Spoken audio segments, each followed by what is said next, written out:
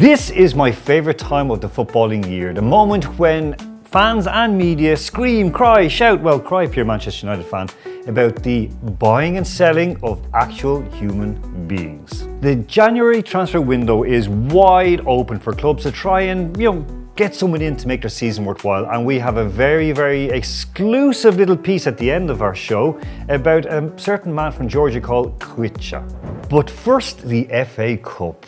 What a beep show, right? All those money-spinning replays taken away. It's all done in one day for the big clubs to progress and to use less of their multi-millionaire footballers. It seemed a bit dead, even though Rooney-less Plymouth, they progressed at the expense of Brentford, and of course, Oxford were kind of, mildly surprised by Exeter, also of the Southwest. But the big game of the third round is...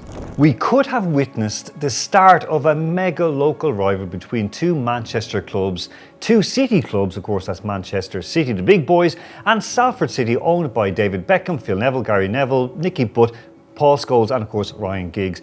Salford were hammered 8-0, but very, very soon, Manchester City could find themselves in League Two if some certain decisions go against them very, very soon. The draw for the fourth round of the FA Cup was about as exciting as a sauna in Finland with a bunch of Finns.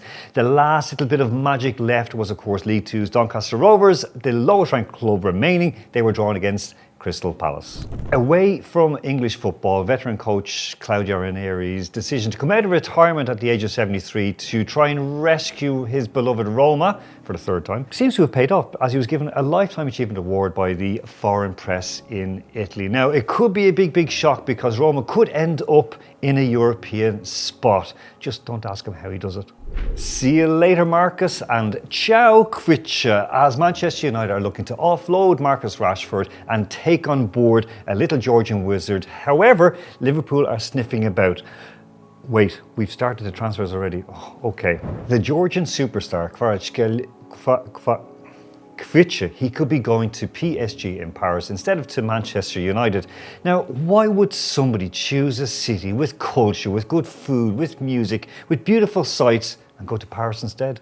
In other transfer news, Kyle Walker is being fought over by the two Milan clubs, with AC kind of nudging ahead, especially after Walker said he will not go to Saudi Arabia, which means he's going to Saudi Arabia.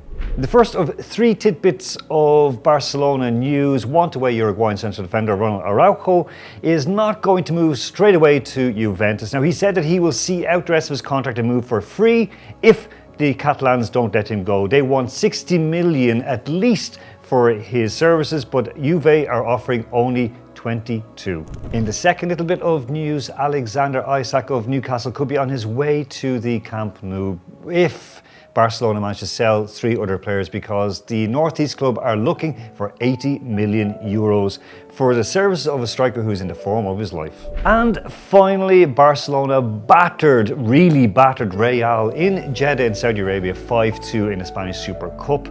Questions are being asked about the Real motivation. However, it could be just that they enjoy too many shawarmas and hummus.